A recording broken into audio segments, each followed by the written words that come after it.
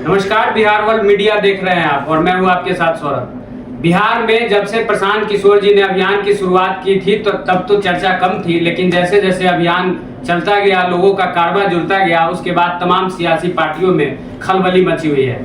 फिलहाल बातचीत करने के लिए हमारे पास जो शख्स मौजूद है किसी परिचय के मोहताज नहीं है। एक परिचय हो तो हम बता पाए। असम के सिंघम कहे जाते हैं, अब नेता भी बन गए हैं, तो तमाम चीजें हैं। बातचीत करेंगे पूर्व IPS आनंद मिश्रा जी से। बहुत स्वागत है सर आपका। धन्यवाद सौरभ जी।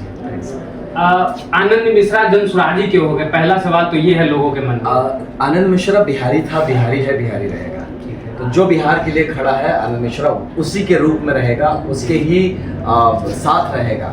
तो जनसुराज अगर देखा जाए कि इतिहास के इस क्षण में जनसुराज जिस तरह से, जिस तटस्थता से, जिस मजबूती के साथ बिहार और बिहारी के लिए खड़ा है और सही मायने में जमीन पे काम कर रहा है, और जिस तरह के लोग साथ जुड़ रहे हैं, मुझे लगता है हर आदमी जो सच मायने में पॉलिटिक्स नहीं करना है, बिहार और बिहारी के लिए काम करना है, सच मायने में बिहार को उसकी जगह दिलाना है, वो नेचुरली जनसुराज में आके जुड़ेगा। तो मेरा भी एक नेचुरल चॉइस है। तो आपको मैं सुन रहा था, आपने कहा कि अब तो नेता भी हम बन गए हैं, छोटा मोटा नेता भी बन गए हैं, तो क्या आनंद मिश्रा लोकसभा का चुनाव भी लड़े तो आगे फिर विधानसभा चुनाव में भी तो फिर चुनाव में नहीं आ जाएंगे? मेरा ब्रदर अभी आने वाले विधानसभा चुनाव में बहुत रुचि नहीं है। हाँ। लेकिन मैं ये नहीं कहता कि सारे रास्ते बंद करते हैं। अगर ऐसा हो जाता है कि कोई ऐसा आदमी खड़ा हो जाता कहीं से, है ना, कि जो कि मुझे लगता है कि उस जगह के लिए गड़बड़ करेगा, तो उसके रोकने के लिए लड़ना पड़े तो लड़ लूंगा। हाँ, लेकिन मेरा पर्सनली मन नहीं है इसका विधानसभा। मैं लोकसभा के लिए जरूर उत्सुक हूँ। मैं चाहता हूँ कि हमारी बात जाके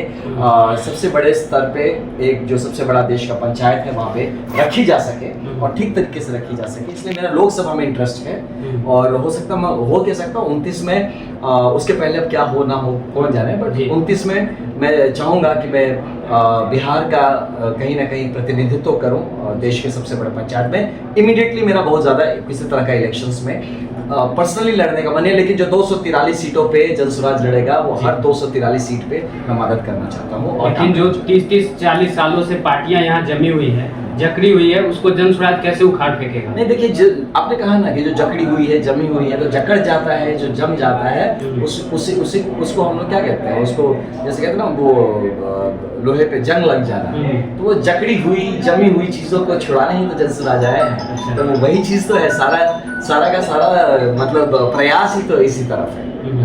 तो युवाओं के लिए बेहतर विकल्प हो सकता है, युवाओं के उम्मीदों पे क्या खड़ा उतरेगा जनसुराज? 100% उतरेगा। देखिए क्या है ना कि जब आप सिंसियरली कोई चीज सत्यता के साथ करते हैं, जिस भी आपका भाव हो, जब सत्यता के साथ करते हैं, वो हमेशा खरा उतरा है। वो खरा कब उसमें गड़बड़ी आई है? जब सत्यता उससे छीन हो गई है, जब ये सिंसियरिटी खत्म हो गई है।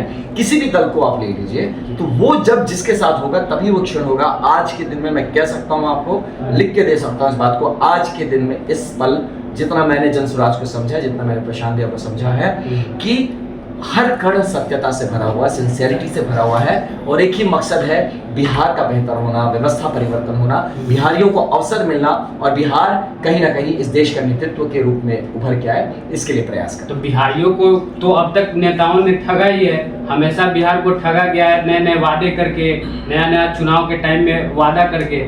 तो फिर जनसुराज पे कैसे लोग भरोसा करें कि जनसुराज भी आज दावा कर रही है कि हम युवाओं के लिए रोजगार के अवसर लाएंगे? ये एक ऐसी गाड़ी है ना जो आपके सामने से गुजर रही है। अब या तो खड़े होकर सोचते रहिए कि कैसे भरोसा करें ना करें। तो जो मेहनती हैं, जो लोग सच में जुनूनी हैं, जज्बाती हैं ना, वो इस बस पे चढ़ेंगे। मैं बता रहा हूँ आपको। और जो खड़े होकर अपना देख रहे हैं, सोच रहे हैं, वो सब खुद के लिए खड़े हैं। वो देख रहे हैं अपने लिए, मेरे को सीट मिलेगा कि नहीं, ये बस मेरे हिसाब से रास्ता मोड़ लेगा कि नहीं, मेरे को अपनी जगह ले जाएगा कि नहीं।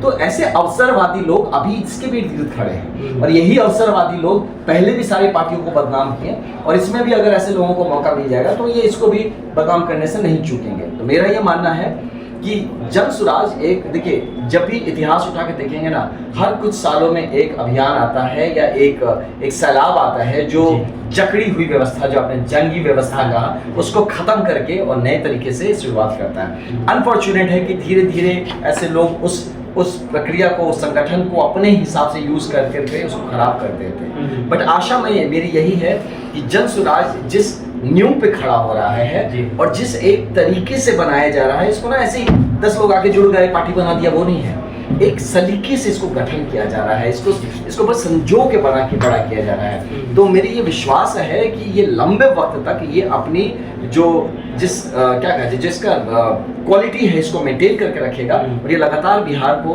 और बिहारियों के लिए ये काम करता रहेगा, कहीं ना कहीं देश के लिए काम करेगा। बिहार से बात शुरू हुई है, कल पूरे देश तक जाएगी। प्रशांत किशोर जी एक बात कहते हैं कि या तो अर्श पे या फर्श पे, किसी के साथ कोई गठबंधन नहीं, क्योंकि उन्होंने गठबंधन बिहार की जनता के साथ किया है। अब सवाल ये बनता है कि आप दावा कर रहे हैं कि 1 करोड़ लोगों के साथ इस अभियान की शुरुआत होगी और पहले दिन जिस दिन पार्टी की औपचारिक तौर पे घोषणा होगी 1 करोड़ इसके संस्थापक सदस्य होंगे। तो 1 करोड़ लोग जुड़ रहे हैं, तो कहीं ना कहीं उनके घर का आसपास का एक वोटर भी अगर जोड़ ले तो वो 2 करोड़ होता है। तो फिर अर्श और फर्श की बात क्यों हो रही है? जब 2 करोड़ लोगों के साथ 1 करोड़ लोगों के साथ आप शुरुआत कर रहे तो ऐसे ही आपकी सरकार बन जाएगी। नहीं, ये जैसा आपने प्रश्न किया, ऐसे प्रश्न करने वालों के लिए ये जवाब है ना, कि हम ऐसे जज्बाती, उन्होंने क्या कहा, बहुत अच्छी बात की, मुझे अच्छा लगा, मैं स्टेज पे था उस टाइम, मुझे है ना, कि युवाओं की जिद है कि हम बिहार में व्यवस्था परिवर्तन करके लाएंगे, नया बिहार बनाएंगे, है ना। तो जो लोग इस दुविधा में है, जो सोच रहे हैं कि भैया तुम क्या करोगे, कितना करोगे,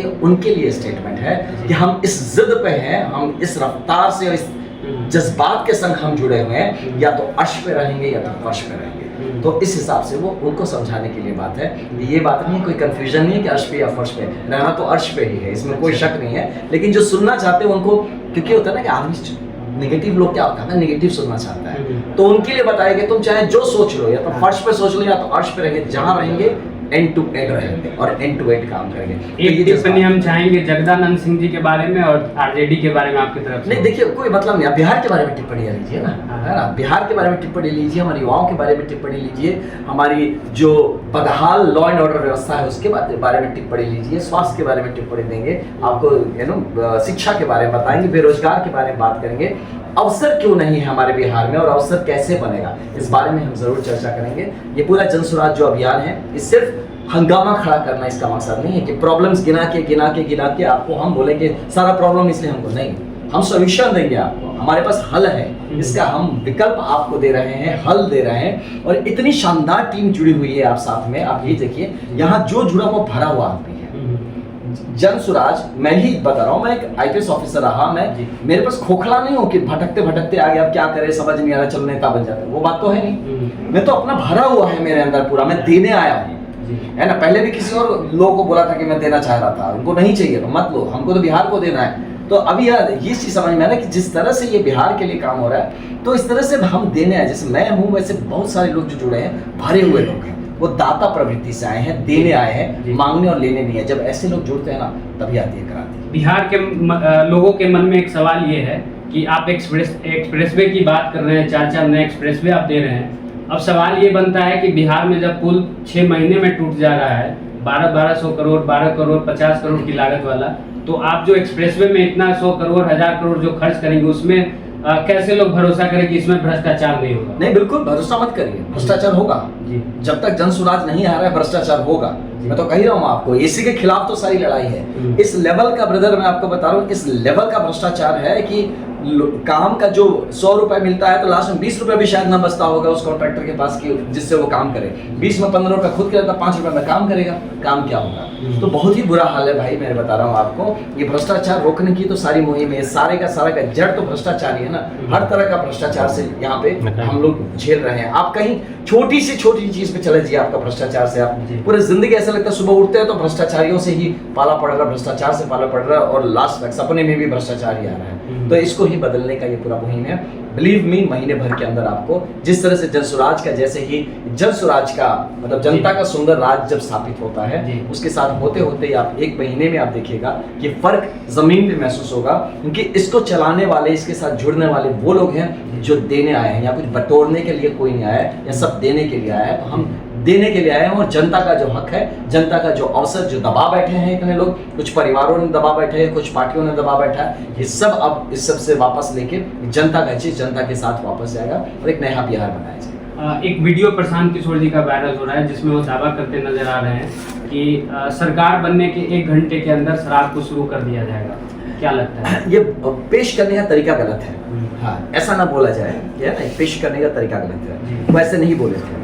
तो इसमें क्या है कि अगर जो शराब बंदी है, ये शराबबंदी के आड़ में कितना बड़ा घोटाला चल रहा है ये पूरा बिहार जानता है। सच में है क्या शराबबंदी? तो उनका क्या कहना है? उनका ये कहना कि 1 घंटे के अंदर ये सारा घोटाला जो चल रहा है शराबबंदी के आड़ में लोग यहाँ पे हर तरह का गलत काम करके पूरे समाज को बर्बाद कर दे, उस घोटाले को हम बंद कर देंगे। और अगर जरूरत पड़ा कि नहीं ये जो इसको हम वापस से जो कि है जो ये पाबंदी है इसको हटाना चाहिए, क्योंकि आप जब हटाएंगे नहीं तो आप उस पर कंट्रोल कैसे करेंगे?